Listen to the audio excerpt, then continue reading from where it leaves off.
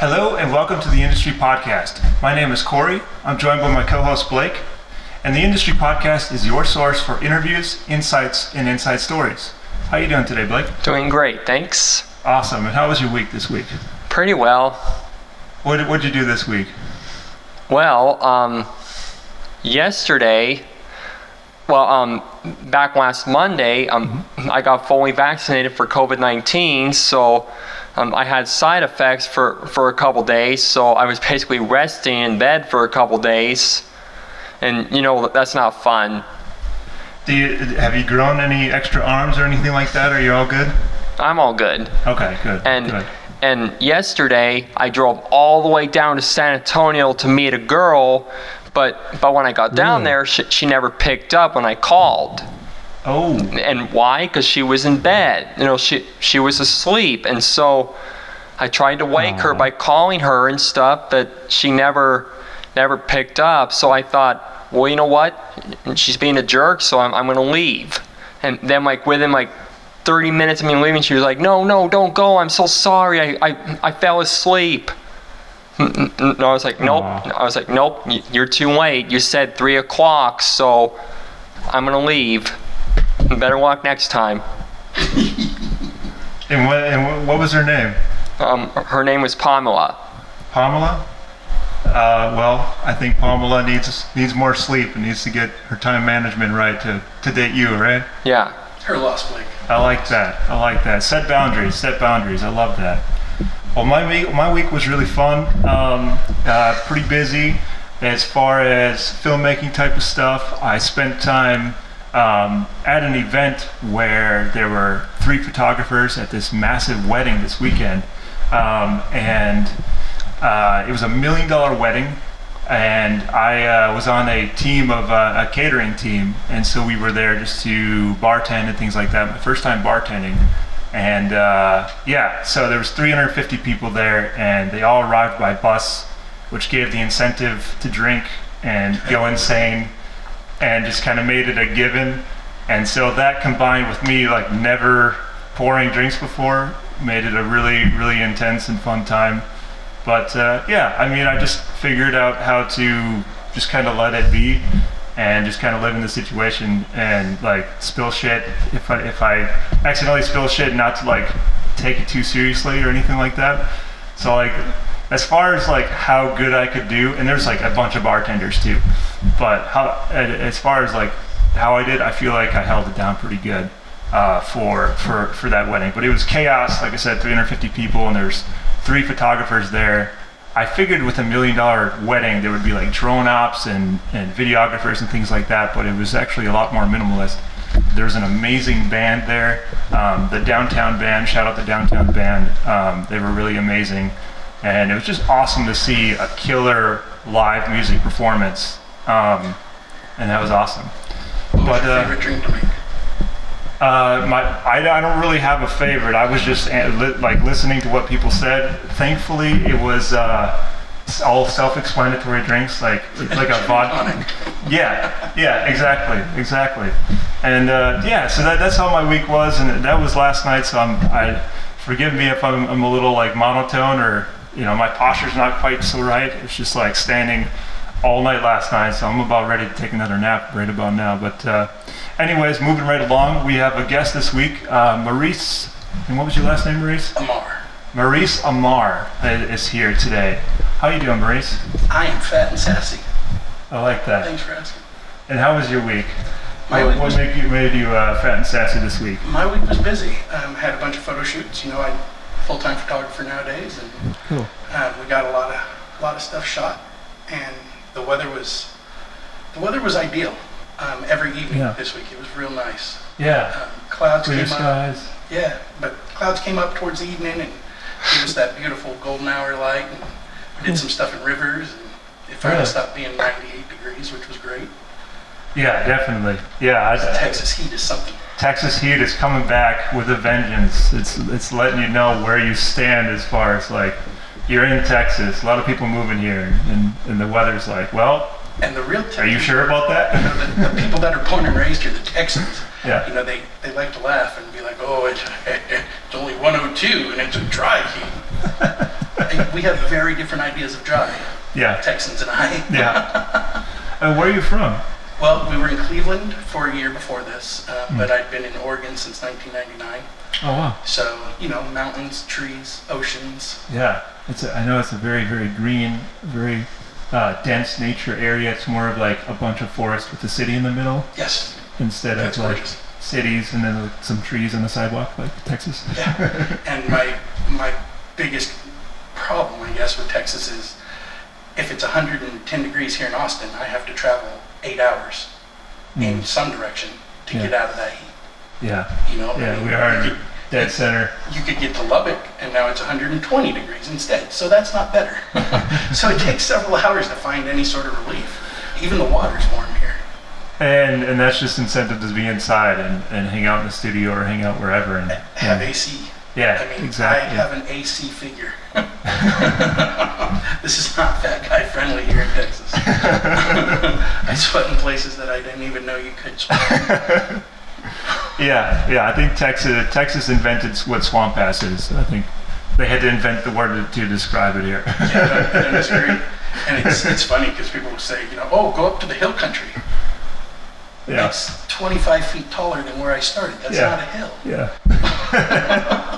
Yeah, go to the lake. And it's I did that last year. puddle. Lake Travis was so excited. I was like, oh, look at this big, beautiful lake. Yeah. But the first 20 feet of that lake is 87 degrees. Yeah. That's not refreshing. Yeah, it's They can stay home and take a bath. So I grew up in Duluth, Minnesota, right on the coast of Lake Superior, the largest freshwater lake in the world. The capital of the Longo. The Longo? Of the Longo. Oh, yes. I'm gonna go back there. I'm gonna buy a boat. A boat? That's the only one you get. No, I'm just kidding. Okay. But Duluth, Minnesota, that was a lake.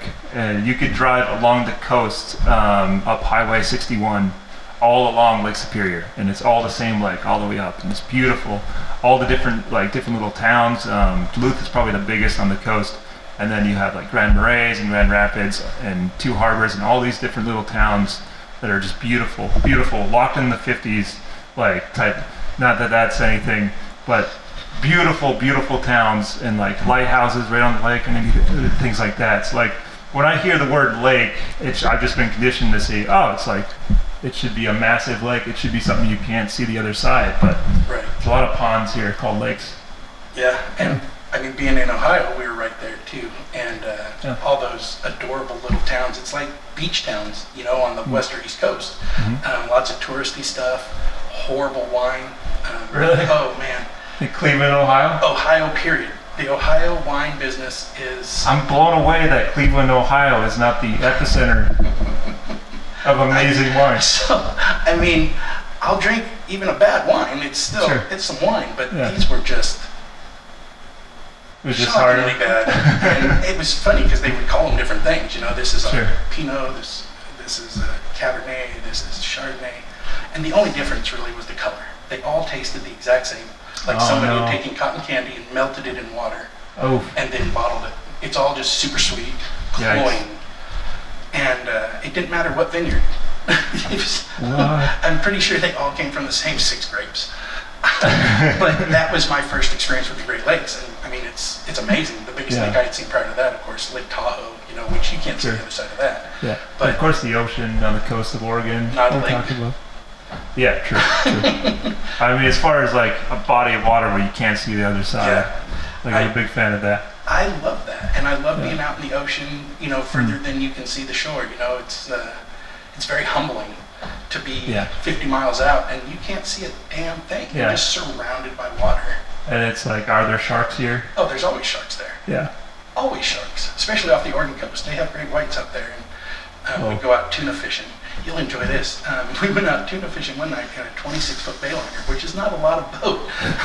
And we were about 50 miles out, 45, 50 miles out. We'd seen a big Yeah. school of tuna on radar. Okay. And we went out, we did some fishing, caught some fish, gutted them, bled them into the hold, and then that night we put some floating lights on the water, pulled the plugs and let the blood out. And then we started fishing for shark. Pacific blue are big. It's almost like fishing for a crocodile. They're Do you have very- one of those fishing poles with the giant reel on it? The they, ocean They call them a coffee grinder. coffee Yeah. grinder. Yeah, Okay. the big reels are the coffee grinder. yeah, we're fishing off the back of the boat, and we've got, the Pacific Blues coming in, we've got jellyfish like mad, lots of different fish, when all of a sudden everything disappears. Everything just takes off. And we're like, what the shit just happened here? And just like a bad movie, Corey, here comes this articulating body through the water, and 20 feet, 21 feet. Yeah, it's like a tin can form, right? We could see her tail on this side of the boat and her nose on this side of the boat. She went diagonal, and you could see both ends of the shark at the same time. It's time to pull the lights in, start the motor, and go. Well, so did the shark chase you? No, there was just a ton of blood in the water, so wanted to know what was going on. Oh, yeah. They're not aggressive. I mean, we're more aggressive. If somebody came into my living room, I would want to know what was going on too. Yeah, if I smelled like bacon frying. Yeah, you're going to go down in the kitchen and figure find out. And these sharks can smell a drop of blood in the water at like 8 miles. Yeah. They're pretty hungry. And their mouth is their hand, whereas with me, I go, oh, hey. They go, hey. They're not trying to eat anybody. It's like, is this edible? Yeah. Well, it is now. You got that many teeth, I guess pretty much anything is edible. But yeah, that was terrifying because you're miles away from anything. Yeah, especially like you see something like that. I bet you what was going through your mind. I bet you. I can tell you exactly what was going through my mind. You ready? I can quote it directly. Oh fuck. That's all I could think. Let's start the boat. Oh shit. Was there anybody else that was like, we should try to catch it? Like, you have any crazy? No, there were 3 of us on that boat, and all 3 of us were ready to go. Okay. No, that's good. No scene from Jaws there. We were done with it. Yeah, so you're saying there was nobody with like a sailor's hat and a cigar? It was like, that's the big one. We got to get revenge. I can promise you, had somebody on that boat acted like that, they'd have gone swimming. I will throw your ass directly off that boat and go home. You want to be bait? All right. I mean, you want to mess with the shark? Have at it. I ain't playing. I'm going home tonight. Eat my tuna. Eat the tuna. You got fresh tuna? Oh yeah. Tuna sandwich? You just slice it up and eat it, man. Just straight? Oh yeah. That sounds delicious. Sushi style. Beautiful. And then can some of it, so it can stay fresh. And do you shred it at all, or? Shred it? No, not really. Okay. Do steaks, and pepper them up, and you can lightly grill them. And sounds awesome. Oh God, I got so spoiled living on the Oregon coast. Fresh. Have it shore lunches, I think what they call, right? Have what? Shore lunches. You build a fire and you just batter them up and cook them right there on the beach. We have definitely done that with crab and salmon. I love that. Yeah. I did that once in the Scouts. We were up in Canada. We did that with some like northern. That was the coolest thing ever. I wasn't sure about it because it was the first time I'd ever seen it, and they filleted it right there on the spot. Does it get any fresher? Yeah, it was like, I still remember it. Yeah. It was like, Blake, how about you? Eat fish? Yeah. What's your favorite kind of fish? Salmon. Oh, Blake loves fish. He gets the fish at Mexican restaurants instead of tacos. Like he'll get the salmon. Yeah. Wow. I'm a taco guy, but I mean, I respect the fact that you're going to go and get fish at a Mexican food. Oh, and I also like cod and catfish. Cod is delicious. Do you like it fried? Yes. So good. So good. And especially with tartar sauce. There's a place here in town that I can't remember the name of. Google it if you're in Austin. It's the best fish and chips I have had outside of a coastal town. They're known for it, and it's fresh cod. They fly it in fresh, and it's big fillets, like 12, 16-inch. Massive fish. Oh, just beautiful. Perfect tempura batter on it. And on Saturdays they do Fish Fry Saturday, and it's like $4 or $5 off. Ooh. Maybe we should do a post-podcast fried fish dinner. Yes. I feel like fried fish is in I'm the up future. for that. Yeah, it's a lovely thing. Well, coming off of that, I just wanted to... Your wife should come too. No, we'll leave her home. We'll have a boys' day. So I want to lead into our main topic today. It's a little bit more focused. Maurice brought in a topic that's a little bit more generalized. It's not specific stories about being on set or anything like that. It's a little bit more big picture of filmmakers, of creatives, And something that's really important to everybody in this field and pretty much every other field, and that topic is mental health. And Maurice wanted to cover that and talk about it and bring it to light, because it's important to bring these things to light every once in a while. So Maurice, take it away about mental health. And I feel like maybe it's I don't mean to hijack the show. It's usually a little more fun. But I've had some mental health problems lately, and I'm not afraid to talk about it. I have suicidal ideation. I had tried to kill myself before, and I had a plan recently that once I got my bills paid off and could leave my wife in a better position, then I was done. Just with medical problems and other bullshit going on, I was done with it. Thankfully, I was able to reach out to my network of people and talk about it and get myself in a better place with therapy and with having a strong circle. Of course. But what it brought to light for me was that I'm not alone at all. And I have a ton of people on my social media that are filmmakers, photographers, models, dancers, artists of every color and stripe. And I got no less than 25 inbox messages saying, I have such a hard time with this.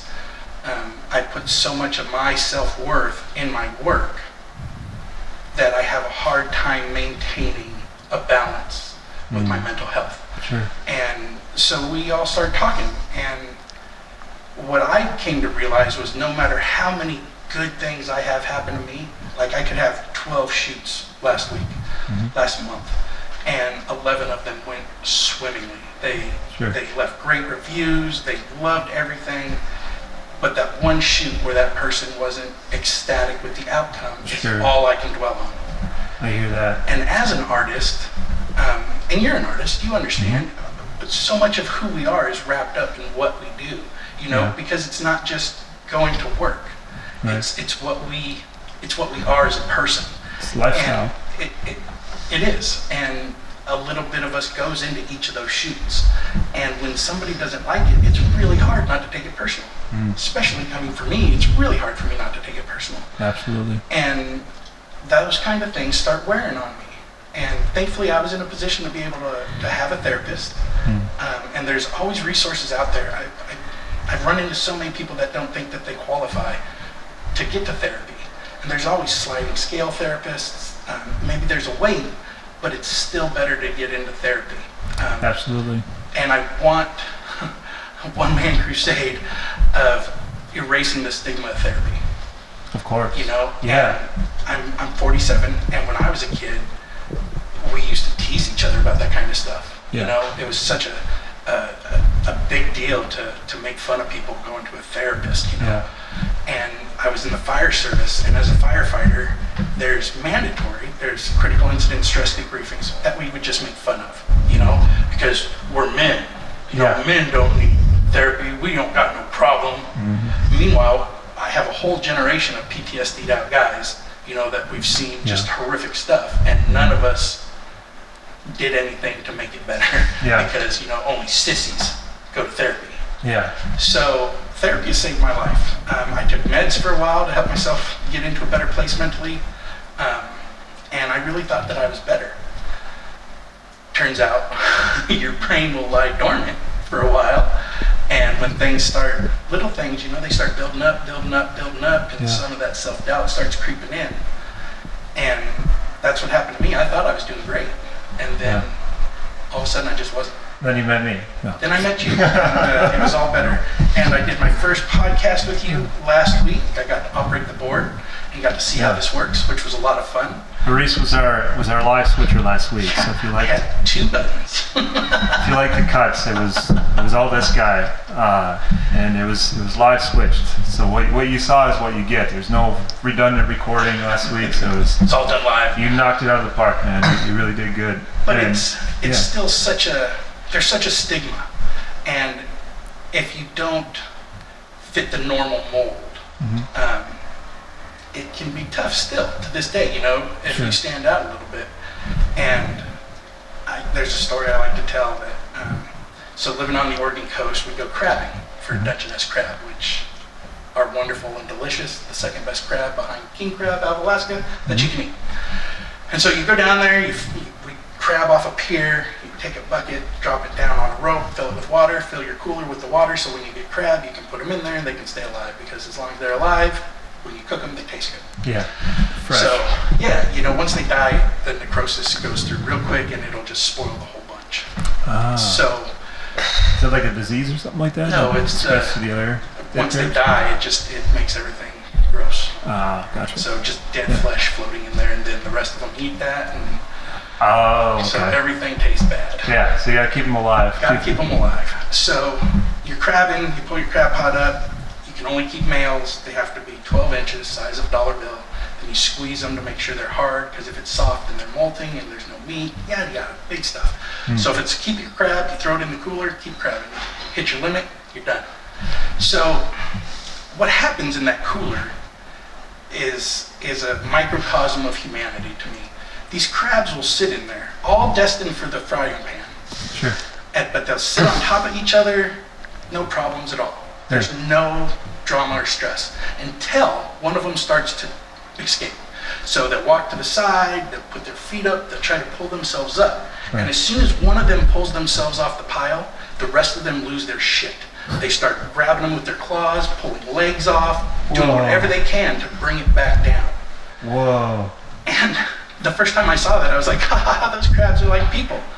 And I went, oh shit. Shit, those crabs are like people. Once you start to separate yourself from the norm, yeah. And who the fuck is the norm? Blake's not normal. You're not normal. Yeah, I'm not normal. Nobody is. Really boring. Who is normal? Yeah. I feel like it's click by click by click, Yeah. And it's so hard for people to own a diagnosis, to go and get diagnosed.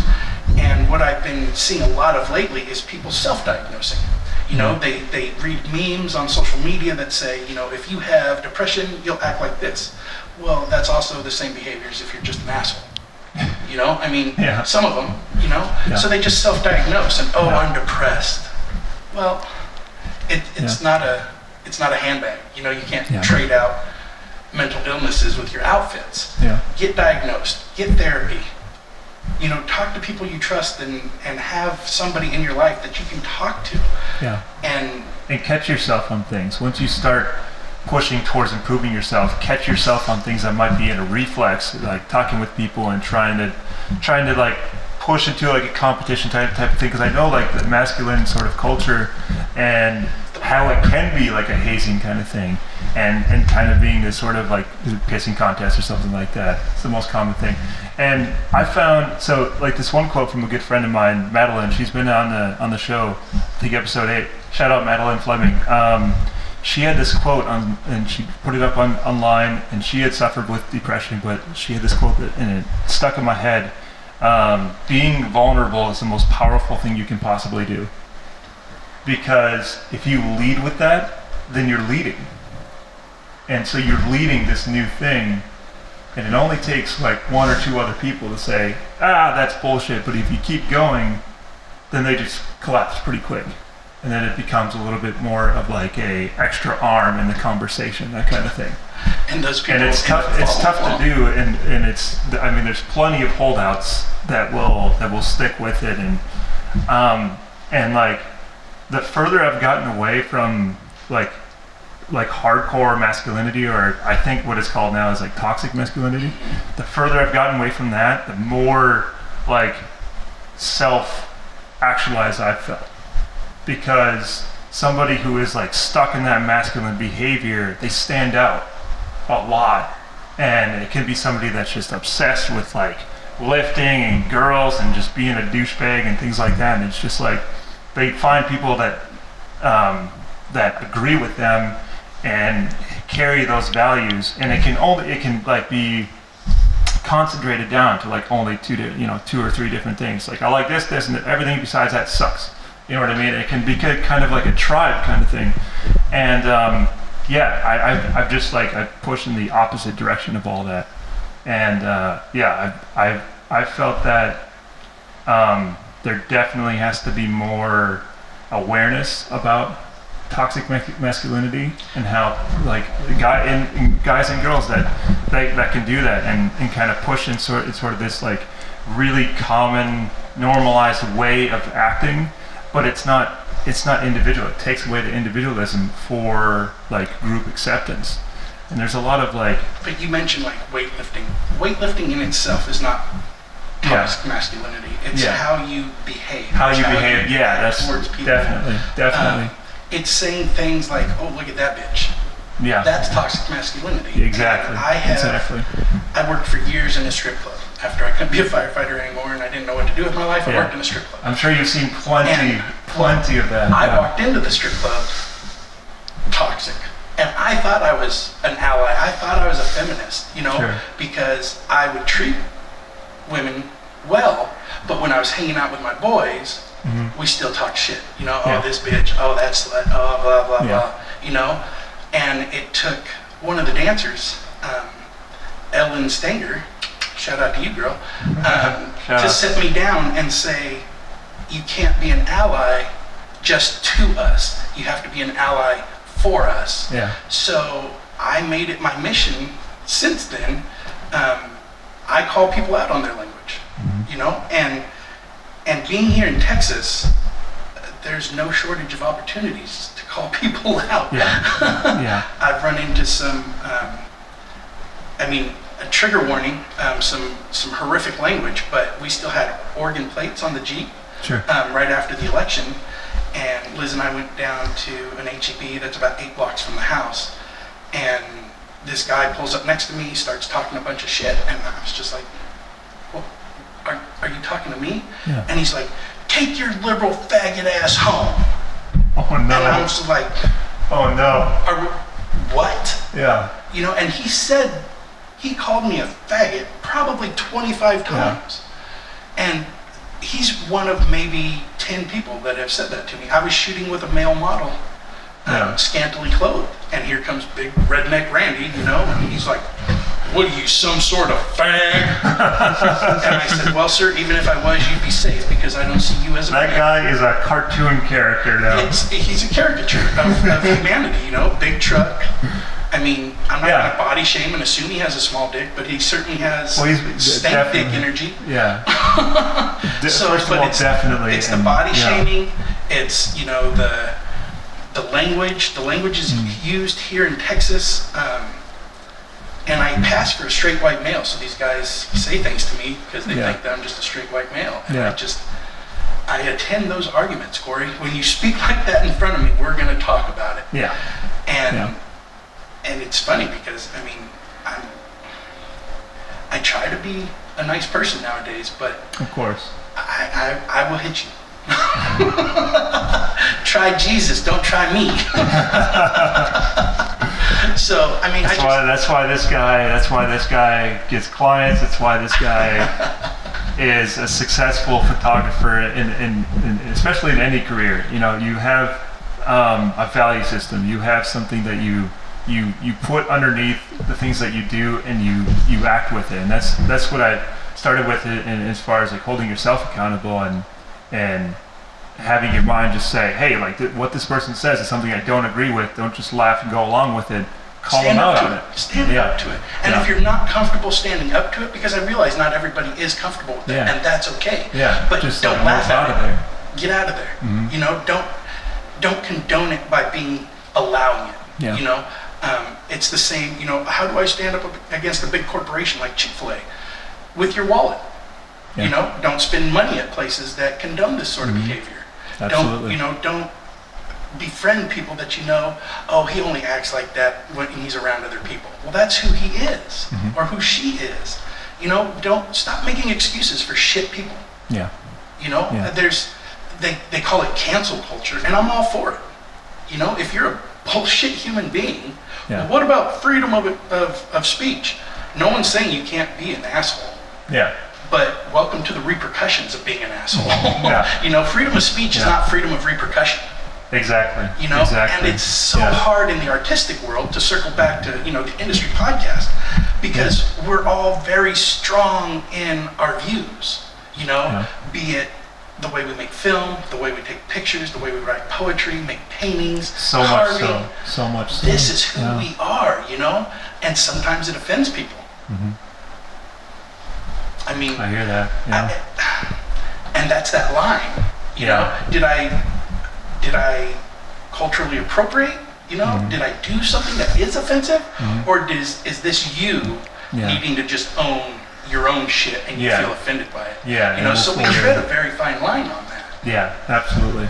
And Well, their creative choices, especially, is if you're trying to go for something like thematic or something like that, or directors making a period piece, what do you have to leave out just because it's not acceptable to just kind of commentate about anymore? Right. So it's in tough. that way.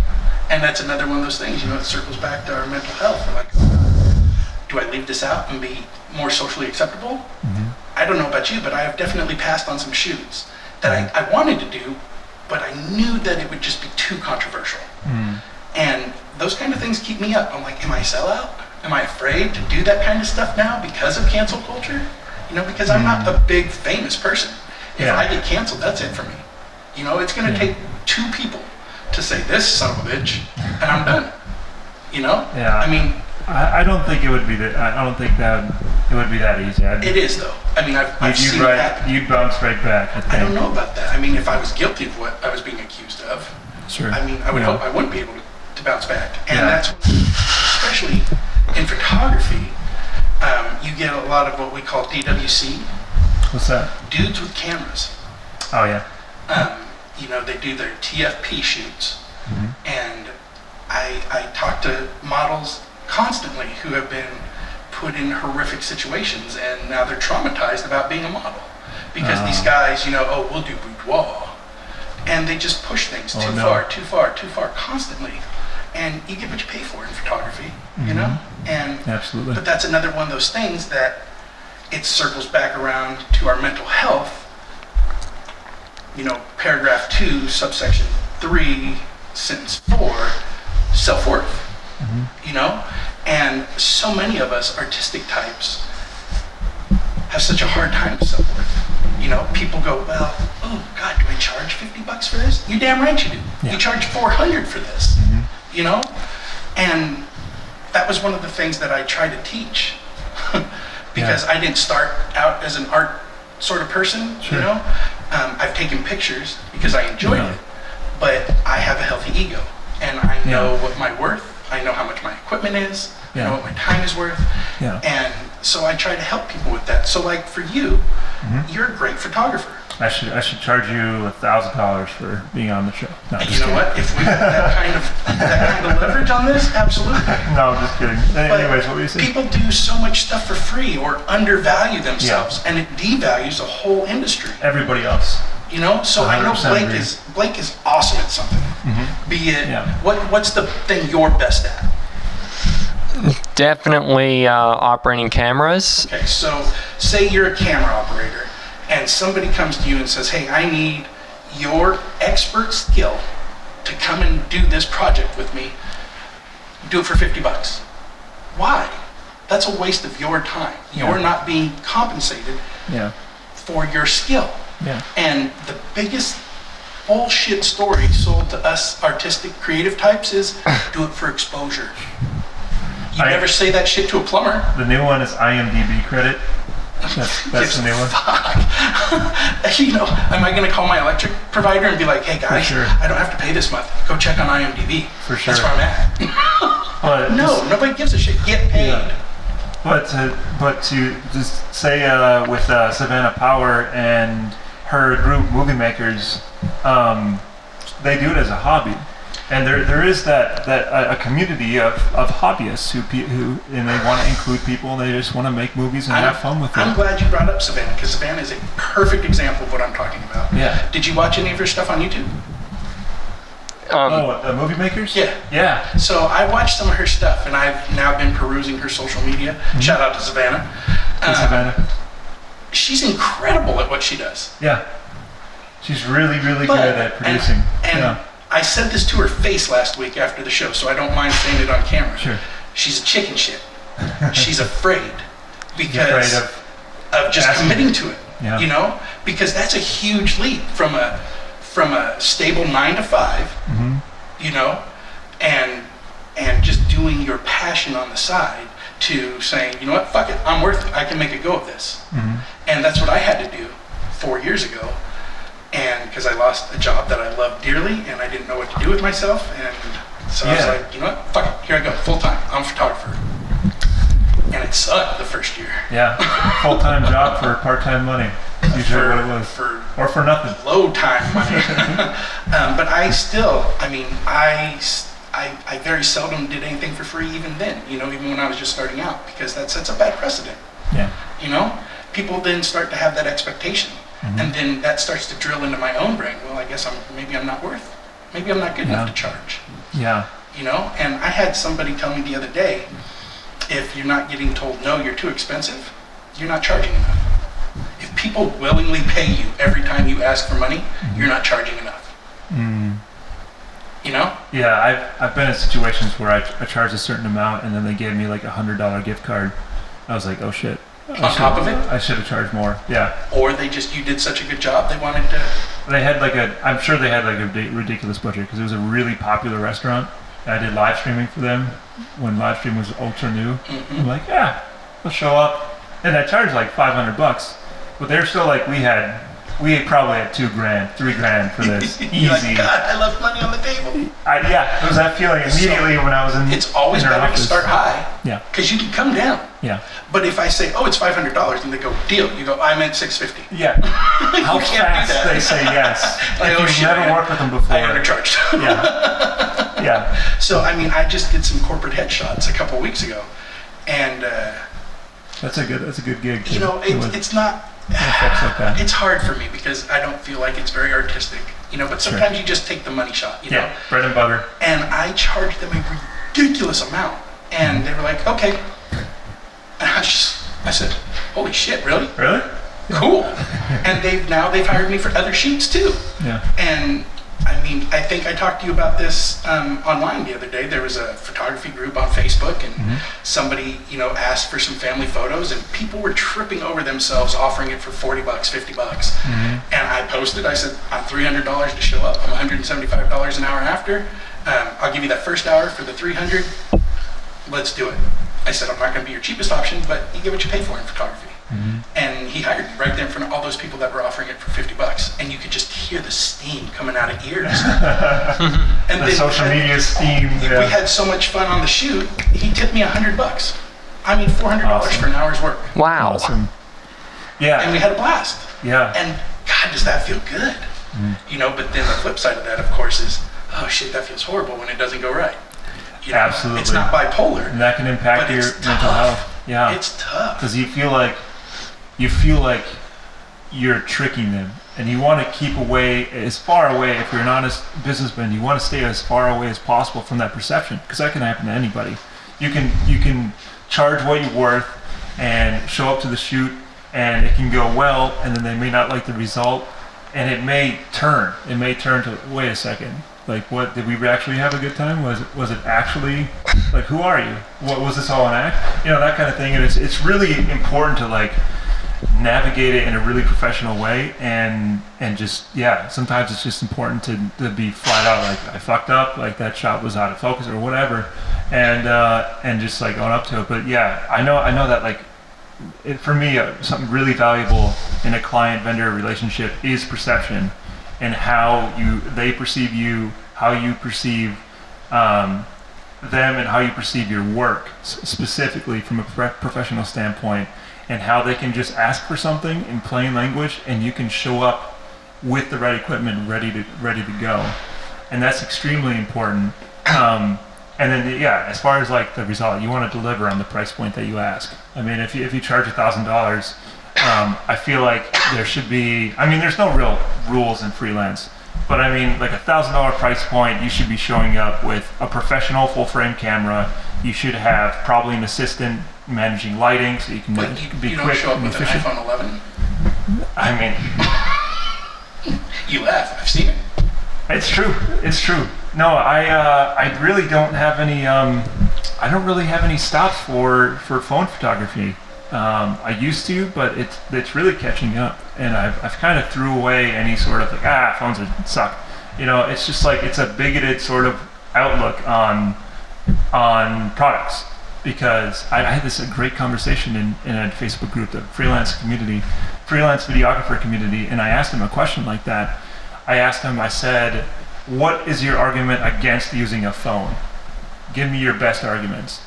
And 98% of them was, cameras suck. You need a big camera. And it's all about size. It goes back to like a masculine thing or an American thing. It's like, my lens is bigger than yours. It's like, go home. I mean, but those people get work and they get money and in videography, I could see how it would. Yeah. I'm probably gonna sound like a hypocrite, but in videography, I mean, the video capabilities on my phone are incredible. Mm-hmm.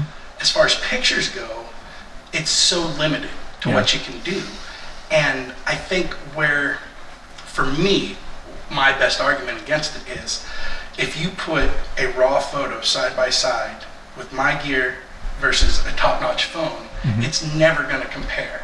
Now, what people end up, putting out there in the world, they take a mediocre picture and then they spend 2 hours post-processing it, on their iPad or whatever, shading, doing this, doing, laser lighting, blah, blah, blah, blah, blah. Yeah. That's not a picture. It's art. Yeah. But that's not a photo. Sure. And that's where the old man in me really starts to get the fuck off my lawn. What is photography? What is photography? That's interesting. So to me, photography is taking that picture, getting a good picture. Yeah. And I don't post-process any of my stuff. Sure. And people call bullshit all the time, but I'll take it right off my memory card and show you. The prints that I sell off my website, those are all directly off my memory card. I believe in the honesty and the truth of photography. Sure. Because I guess I'm of that generation where we didn't have all the filters, and a big change for me is turning it black and white. Yeah. That's a big deal for me. But I take the time to get a good photo, and I have good equipment. And, as every photographer who's going to watch this, or videographer watching this, or anybody who does anything that captures an image, somebody, every time they look at that picture, one of those people are going to go, wow, you must have a really nice camera. Wow, that must be a really nice lens. Yep.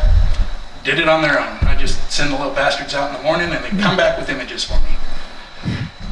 It never fails. From the perspective of like somebody who is just looking at a photo for a photo and they're not necessarily in the tech side of it, there's a couple things that are just flashy, like low depth of field. Well, oh man, that's a great photo. As long as like the thing is in focus and sharp and nice, and then everything else is out of focus. I feel like that does a lot for people who just enjoy photography. I feel like that's like something that has a massive draw, the bokeh effect. But as far as like a great photo, it's just like film. Like a great film will have intention and just mastery in every single layer. And you can layer things in photography. You can layer the geometry of the film, of the photo. You can layer the color of the photo. How you choose to frame it versus like how much color is in your shot, and where you place your subjects, and whether you use rule of thirds or rule of eighths or whatever. It's just like it's easy to use but difficult to master. It's that old rule.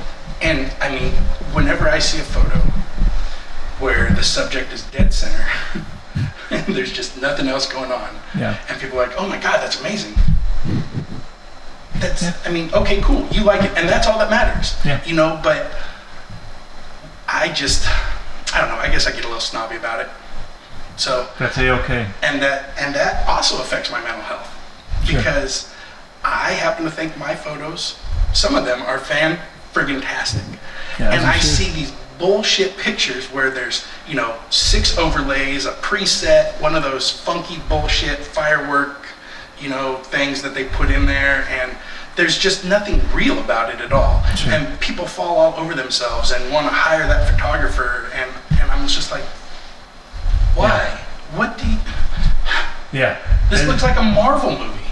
This is not a photo. I mean, as far as like the imagination, I mean, some folks just have like more of a graphic design imagination towards working with art, and maybe they like to start with a photo or an existing photo and move from there.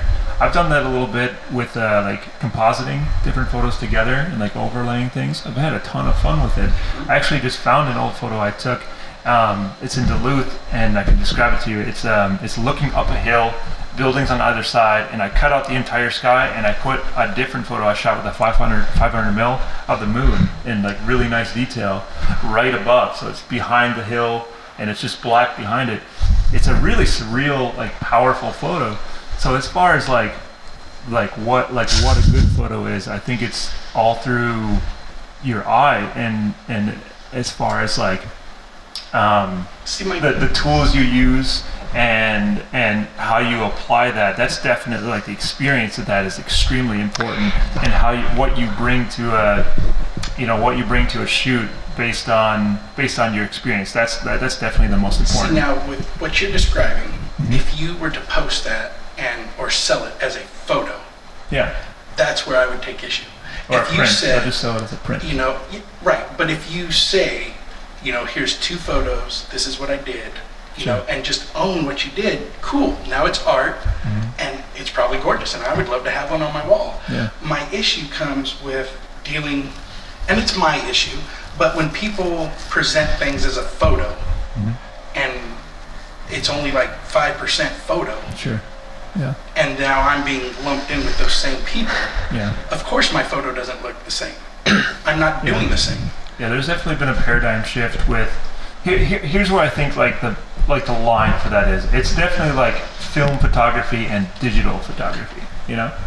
So once you cross the line into digital photography, regardless of how you shift and turn around the photo, whatever, it's on a digital format. It's on a sensor that's taking in light and converting that into pixels versus the silver nitride that's like taking in. I think film just has like a much more physical feel. It has a much more like It's like playing a record more over a powerful presence to it. Old film photos, and Well, there yeah, used to I think that's where the paradigm shift is. CD. Developing your own film was such a rite of passage Yeah, for my generation. absolutely. As the photographer in high school, taking photos for the yearbook, 7th period, in we go. Yeah. Develop our photos. Absolutely. And that was, you weren't a photographer if you couldn't develop your own photos in our eyes. We were kids, so it didn't really matter. Yeah. But taking it down to the quickie develop place, that you have someone else develop your photos. And there's lots of photographers who have. I actually met not old school professional photographer, but a professional photographer with a giant warehouse. He had been retiring, and he was just a legendary person from my old town, Jeffrey Fry. And he had somebody. He shot digital. He had a 5DS, and he shot. What's happening? Oh yeah. Go ahead and hit record for me. Thanks, Cam. Thanks, Cam. Appreciate you. We're streaming with that one. We're good on there. Hopefully. Thank you, sir. Or we've lost the whole thing. No, we're all good. We're shooting wide. Speaking of specs, our brand new Canon M200s. But anyways, I was talking about Jeffrey Fry, professional photographer. He shot digital, and he was clearly from a generation where, I had the studio for so many years, and he was clearly from a generation where film photography was more important. But he had adapted to it in the way that you had, and then he outsourced. He actually did outsource all the editing, stuff like that, to some people in India. Had it turned around and come back the next day. I really respected that because he basically just adapted to where the craft was going. And I think as far as like a creative craft, you don't really have to be at the cutting edge. And that's why I respect how you do it with not having just because Photoshop and raw format photos exist, you don't necessarily have to bring it into Photoshop. You don't necessarily have to do any of that. Well, you can just bring it in and publish it. When I did those corporate headshots, I sent those off to my friend Jordan. Oh, so you do have a color person? I did for that project. Okay. I found somebody. She does a lot of my printing stuff. So I do coffee mugs, sleeves for coffee cups, coasters. Just stuff that people want my prints on. Sure. And Jordan does those with Sunray Printing. And I said, hey, you're pretty good with Photoshop, aren't you? She goes, yeah, I went to school for that. Oh, cool. Here's 75 files. Make them headshots. Have fun. Have fun. So, I throw her some money, but that's the only, if it's something like that, I'll have it done, because that's what they wanted. And for the amount of money that they paid me, they can have what they want. Yeah. I'll talk to somebody, understand like the draw of the client and how to deliver. Yeah, but for my stuff and the thing. prints that I sell, those are just what they are. Yeah, and that's another line of like personal and professional, and you can approach a professional photo shoot in a very, very personal way and bring your style in sort of like a partial way or a full way. Photographers can show up and just start shooting without necessarily knowing their camera. They'll just start taking photos. I've met photographers that do that, and they're all personal style. They're all just going with the flow and going with the energy and how the shoot is going and just rolling with it. And then there's photographers on the way other side that don't bring really any style into it, and they have the best lights and they have the best, and they're very cutting edge as far as the craft goes. And those guys are great, or gals, or those humans are great for real estate photography. Yeah, everybody has like a lawyer craft. headshots. Yeah. Because lawyers, realtors, they all have the exact same headshot. Yeah. Real like a estate factory. photography is all the exact same thing. I shoot real estate apartments, and they want the exact same photo of the sink in every apartment. And I found enjoyment out of it because I get to go out and take photos every day. Sure. And I love that part. And I don't send them the photos of both worlds. You just take the shots, send them off, and they do everything with it. That's my favorite thing of all time. I'll edit my own photos, but as far as like a work situation, and to have a consistent job, which I'm extremely thankful for in photography. Just sending it off and calling it a day. They have a whole pipeline of editing and turning around and then sending to clients or the database or whatever. I love it. But there's also I looked into doing real estate photography. Got myself a nice fisheye because I love to do architecture stuff. Yeah. And contacted a few realtors, and here in Austin, they're like, "Oh yeah, we paid $25." Because the houses are on the market for 8 minutes. Yeah. So, and I was like, 25? Really? I don't even unzip my bag for that. Yeah. Come on now. Yeah. But they wanted you to do everything, but it was 75 if you had a drone. Oh man, what a deal. I will totally drone your property too. Yeah.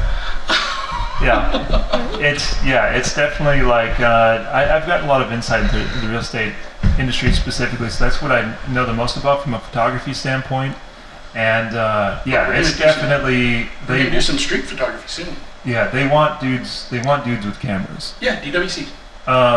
They thought I was the dude with the camera, and then I showed up and they saw my photos and they started scheduling me 3 properties instead of 1 property a day, and saying, as many as you can push Quality out. speaks for itself. We appreciate your I'll never forget it. We appreciate your industrious approach to photography, because I was outputting so many photos for them.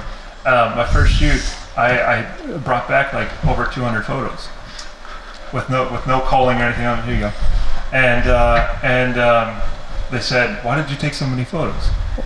And I said, "Options, man. There's options. There's there's only maybe 15 photos out of all those 200 that I would pick, and that matters, See, that's another one of those things that hits the mental health. Yeah. I know that for me, I bat about 8%.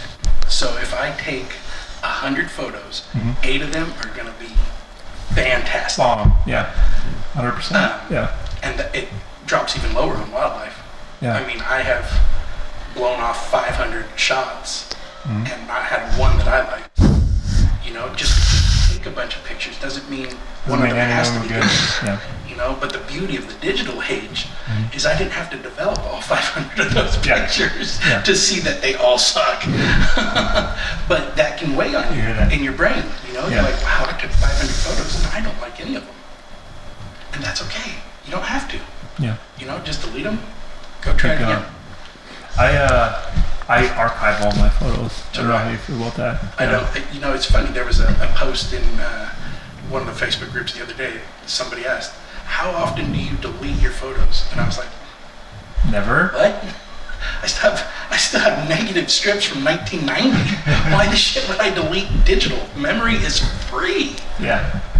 Yeah, and so that made me laugh. Everything gets uploaded to my external hard drive. There's just no reason. Maybe someday I'm gonna wanna see that picture. Yeah, I have. So I archive my photos, and I want to tell you something that I do with my photos. I actually turn them into a video, and so this started 3 years ago.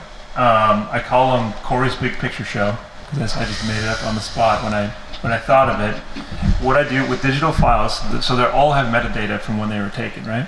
So what I did is I organized them for the date they were taken from like 2014 to 2017 was the first like batch, and it was like 8,000 photos or something like that. Do you keyword them too? I don't do a lot of metadata stuff besides like the date created. I'm very, very survivalist with my file management, if that makes sense. But what I did is I took about 8,000 photos, I brought them into Photoshop, I did something called a batch process where I conformed all of them to a 1920 by 1080 like full HD video standard format, and did that for 8,000 photos. Boom. And the computer just brought in the photos, converted it down, converted the JPEG as well, and then boom, exported it out, and did that 8,000 times. How long does that take? First time it took, I had an older computer, it took about 20 hours, about 20 to 28 hours. Okay. And so what I did from there, I took all 8,000 photos, just Control-A, just the entire stack, and dragged and dropped into my editor. So that took a little while, and then dragged that into the timeline, and I made a default photo pictures length in the editor of 3 frames. So each photo is going to be 3 frames long in a 30 frame per second timeline. So I threw everything in there, and so I got like a 10-minute video of all the photos that I've taken over a certain section of time, just zooming by. And it turned out actually pretty darn good. I'm gonna have to send you a bunch of photos. Yeah, if you want to do it, we can call it. Because my photos, they are very much disorganized. I have 1,000 folders with dates on them. So, like, everything that I shot yesterday just has the date. If they're all shot in the same file type, you can just sort all. You just like search and then sort all of them, and you can get the first one you took, however many years ago, and then just like let it like search all the way across. If you have them all on the same drive, you should be able to do that. That'd be kind of cool. Yeah, but so you can do it for me for exposure. No way. Come on, no man. way. I'm an influencer. I'm getting that shit patented. I have 14 somehow. people on my social media. I'm an influencer. I know people, man. We're going places. Listen, you get in on the ground floor. I am an up and and comer. you will have 50% of my company that has no paperwork attached to it. Like, don't you ever watch Shark Tank? You don't have a business. You have a hobby. It's sucking your savings dry. Oh no! Is that what like Mark Cuban said or something? No, that's what Kevin O'Leary says quite often. He goes, "You have to take this out back behind the barn and shoot it." Brutal. There's no bullshit about Brutal. it. But I mean, you see people that have been in business for years and they make no money. That's not a business. Yeah. And I another one of my snobby stickler points is if your business email is joebobsphotography@gmail, you're not a business. Yeah. Get a branded email. It's $6 a month. Yeah. Get a website. When models come and present themselves to photographers and we say, hey, where's your portfolio? You have a comp card? No. Here's my Instagram with 1,000 selfies. Yeah. And there's just this. Totally. COVID has really brought this to the forefront of the difference between models and people who like to have their picture taken. Yeah. Being a model is hard work. Yeah. It's not easy. It's fun. No, it's not. It can be. It can be. Because you get all the attention. Yeah, but not all that attention is good attention, Blake. Blake, would you like to be a model? Yes, I mean, if it means being rich and famous, That's the part. well, then yeah, of course. Hard work. Yeah. For every 100 people that I see that present themselves to me as a model, maybe one of them will make a living at it. Maybe. Sure. You know? And you hear all these people talking about, oh, I'm published. Modeling means acting, doesn't it? That's a good question. Does modeling and acting mean the same thing? No. I didn't think so. No. There's a whole school, in my mind, there's a whole school of thought and conditioning and practice and training for modeling, and then acting is separate because it's more speaking at this point. But I think like poses and knowing how you look on camera, that's one commonality between the two. Sure. But And I mean, expressing to be a emotion model, is entirely different. you have to figure out what sort of modeling you want to do. So Blake is a perfect example of how people come to me and they go, I want to be a model. But they didn't do any research into it. You know, they don't know what kind of modeling they want to do. Yeah. They don't know what it takes. They don't have anything set up for that. Yeah. You know, they've never done headshots. You know, just nothing. They don't have anything that's specific to their profession. Sure. You know, they just have their personal Instagram. And that's not your business. You know? Yeah. That's not a business. Get a website. Yeah. Brand yourself, because you are your commodity as a model. Absolutely. You are your brand. And I think if you're like posting pictures at the bar, Yeah. you know, dancing on the bar, taking shots, whiling out, I'm never gonna hire you, yeah. because that's not the image that I want. Yeah, it's Portray definitely my like photos. yeah, it's definitely like a new age of modeling, because models can just, and to anybody aspiring to be a model, go for it. Taking the leap from nothing to just, all right, a model. I have to start taking photos. That's the step one, and then learn from there. Here's step one to be a model. Yeah. I'll give you a quick $50 free tutorial. Cool. Figure out what kind of modeling The you want to do. exposure tutorial. Yeah. Figure out what kind of modeling you want to do. Yeah.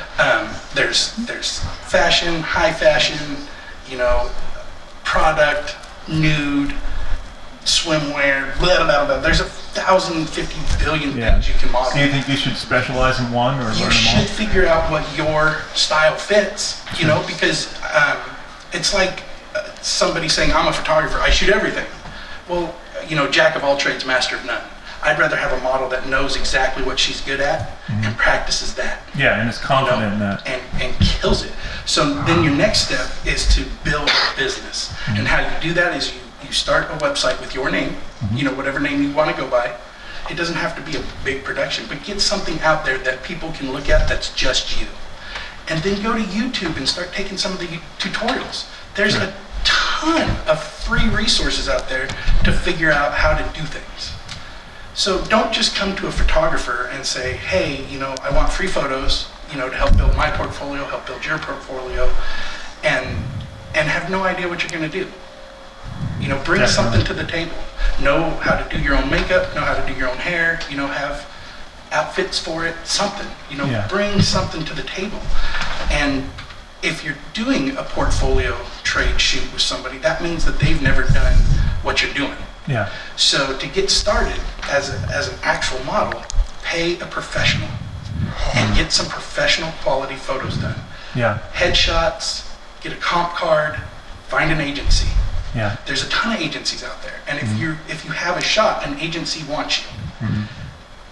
But the number one thing I'll warn you is if the agency tries to charge you, it's a scam. Oh, really? No real agency will ever charge you money. And there's a ton of people out there who go, you know, give me $200 and I'll start looking for work for you. That's not the way those things work. Agents make money, a percentage off of booking you on stuff. Yeah. So that's their motivation to get you booked.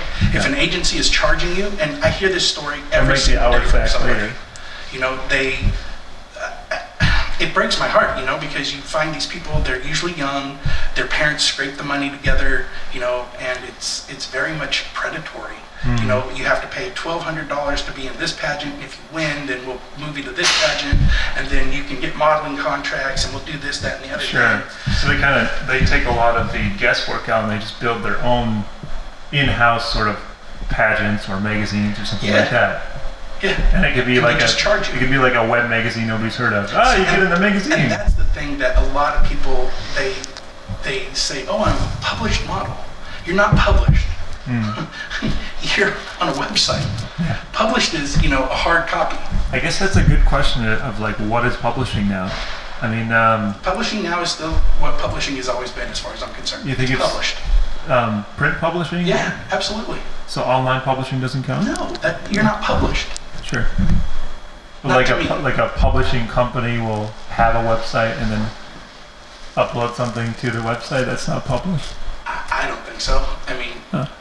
I I guess, have no idea. I mean, I guess maybe in the broadest sense of the word, Yeah. you know, it's part of a publication, Yeah. but in my mind, published is an actual Something you hard can hold. copy, Yeah. you know?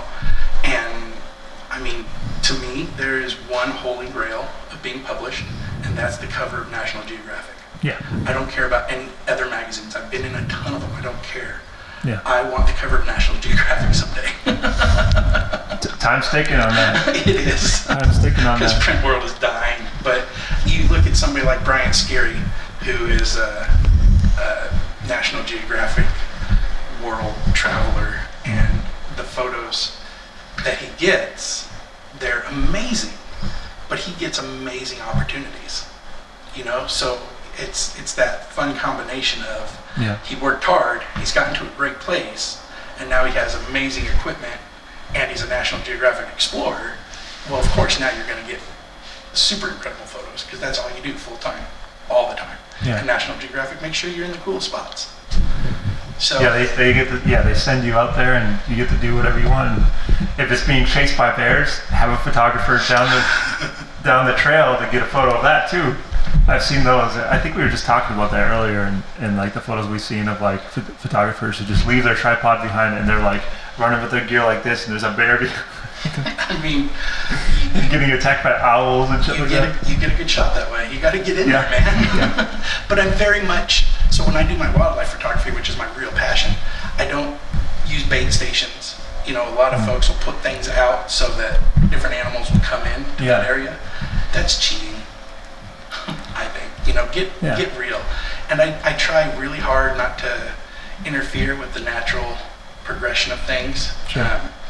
Like if I see a baby owl fall out of a nest, I'm going to help, you know, Yeah. but I'm not going to keep a predator from getting their prey because I feel bad for it. Yeah. I'm not going to, you know, Yeah, nature- disturb nests. Nature's the take way it pictures. is, you know. Nature's fucking hardcore death metal, dude. It's It is. You watch some of those It is. documentaries on like Discovery Plus or Netflix of what animals do out there. You're like, Yeah. The bear will save I'm just not equipped for this. the bear will save the deer's insides for later, and it's like insane. I think it was on. brutalist. Did you ever see Blackfish? I have It not. was no. about the orcas, and they're gangsters, just straight up gangsters. They work Gangster as orcas. they work as a team. They have their own language. They're super intelligent, and I think this was on Blackfish, but I think there's 4 or 5 of them, and one of them sat right here. There's this huge elephant seal or fur seal or something up on a. He had seen the orcas coming, and he jumped up on this little, you know, shelf of ice. Yeah. So they couldn't get to him, and the seal's like, so the one orca sat here and watched him. The others swam away, and the next thing you know, you can kind of see the water rippling from where they're swimming towards the ice. They got a little head start. Then this one makes a noise, and they come out of the water and splash down on the ice, which then chucks the seal into the air, and the 5th one just grabbed him. I was like, yes! That is the coolest shit I've ever seen. But capturing something like that, Yeah. that's amazing. Yeah. And it's like a photo series too, and it's just like explaining and Well, that's why you need a videographer sometimes too. So I got to Yeah. get Blake, and if I ever get up to the, Blake, the come with Arctic us. Circle or something, I'll take Yeah. Blake with me to take Come- video. And come where? Who cares, man? Somewhere cool. we're gonna go out and take photos, and you take video of us taking photos. Okay, will you provide the camera? Sure. Okay, great. Then I'll go. Let's do it. And we won't work 24 hours because, as I heard last week, you don't do 24-hour shifts. I know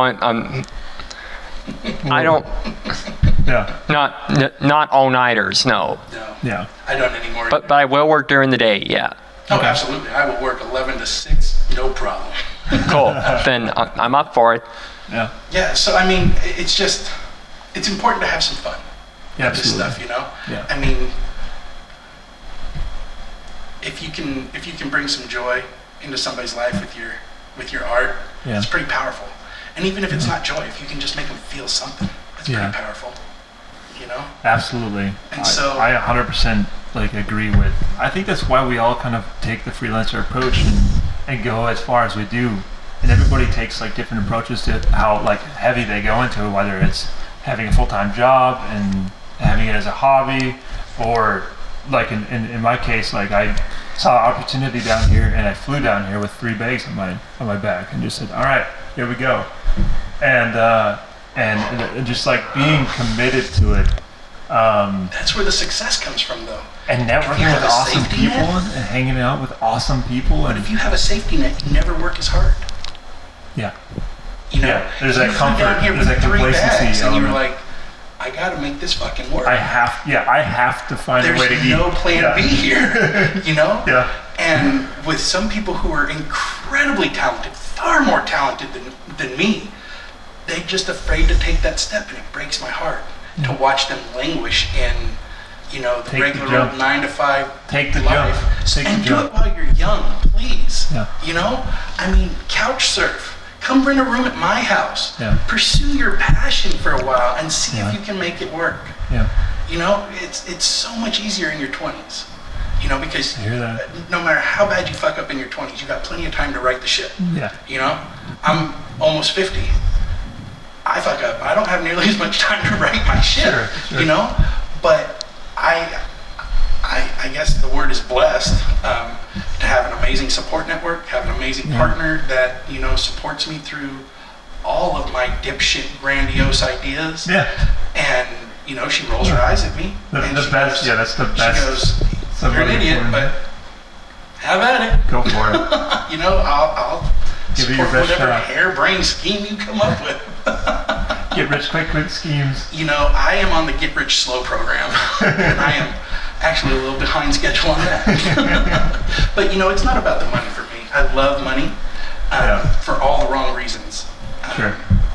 My partner Liz, we are 180-degree opposites. She's very financially savvy. She, you know, she works a great job. She works hard. She has her retirement. You know, she's fiscally sound. And me, on the other hand, I like to use my money to have fun. Yeah. You take the millennial approach. I take the I grew up poor as hell approach, and if I have money, I'm going to spend it before something bad happens to it. Yeah. So Before the bills come. I try to have fun, you know? I want to have memories. I don't need stuff. I have stuff, Yeah. but I don't need to buy all the latest and greatest things. I want memories. I want to travel. I want to, you know, see things. And thankfully, my photography allows me a certain, you know, freedom and flexibility. I'm going to be on my motorcycle taking pictures the entire month of July. That's Right, rad. yeah.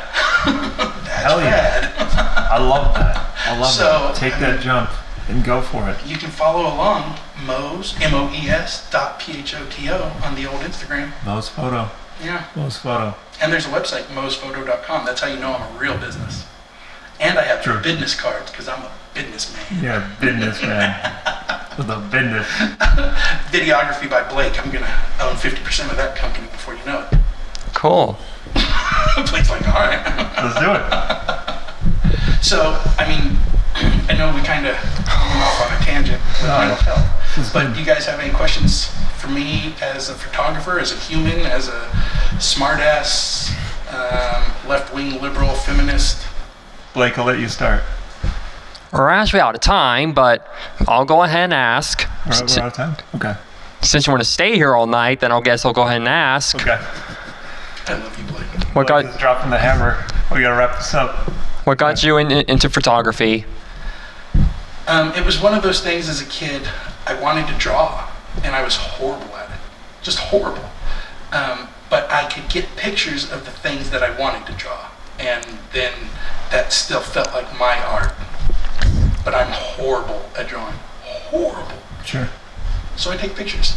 And I just, I don't know, I have like a Dr. Dolittle part of me where wild animals, dogs, cats, they're pretty cool in my presence. Sure. So I'm able to get some pretty neat shots out of the wildlife. And growing up as a, you know, way out in the country boy, got to see lots of cool stuff out in forests. And I love getting pictures of that stuff that not everybody can get a picture of. So I it was love my that. way to express my art. So it's expression. And my question is more about fiscality. And so I'm a freelance photographer. I've been so for about 7 years. I have a website, the portfolio, and some other like different things like the slideshow of photos. Hold on. How do I sell more prints? Yes. Yes. I think I asked you this about 12 times on Messenger. You did. Or just through ESP or something, but yeah, I've been focused on this year trying to sell prints. As I said to Savannah before and other people, what I say about how it's gone so far is that I've sold 3 prints this year, and how I look at it is over last year, it's a 300% increase. Everybody starts somewhere. And you said that 30% of sales from your website is prints. Well, 30% of my income is website sales of prints. That sounds a lot better. Yeah. So it started out, so you would come to me and say, hey, I would really like pictures of sunflowers, or Sure. I would like some rose pictures. I would like a picture of the St. John's Bridge. Sure. You know, people would come to me and ask me for specific things. And so I started getting what I felt were, you know, quality photos that maybe some other people would like to have. And then that morphed into, I just took my own photos of things, and if you buy this print, you'll be the only one with it. I'll never sell this print again. Sure. And then I started building my catalog of things, and my friend Jordan, again, she built my website, LLB Design, and she put a shop on there, and I put all my favorite photos on there, and I ran a special. If you're the first one to buy the print, I name it after you. So like I have a sunflower bee, and that's called Chelsea Sunflower, because one of my very best friends, Chelsea, she bought that print, so that's named after her. So it kept evolving, but I hustled it. You know, I talked to people, hey, what would you buy? What sort of picture are you looking to what are put you on your looking wall? for? Yeah. And so I did specific things, you know, and I had an incredible printer who did gallery wrap canvas prints for me. And he Awesome. was a small business in Portland. He's sold now, but it was photo to canvas, and he gave me the greatest deal. And I was able to sell 24 by 36 gallery wrapped canvas prints for $75. That's a great deal. Which is a great price. And I made money, he made money, and my clients were super happy. So it's about having that relationship with a quality printer. Having a good If network, you can good do pipeline. local stuff. Yeah. Now my website's on Printful, and they make it and they send it off. Yeah. So I don't make as much per, copy. Sure. But my thought was, if I can sell a whole bunch at a couple Yeah. bucks a piece, I'd rather do that than trying to, get it printed, mail, blah blah blah. That's a huge pain in the ass. So I guess here's a $1 million question. What's an attractive price for a photo these days? Whatever somebody will pay. I have found, for me, I sell a lot of 24 by 36 prints.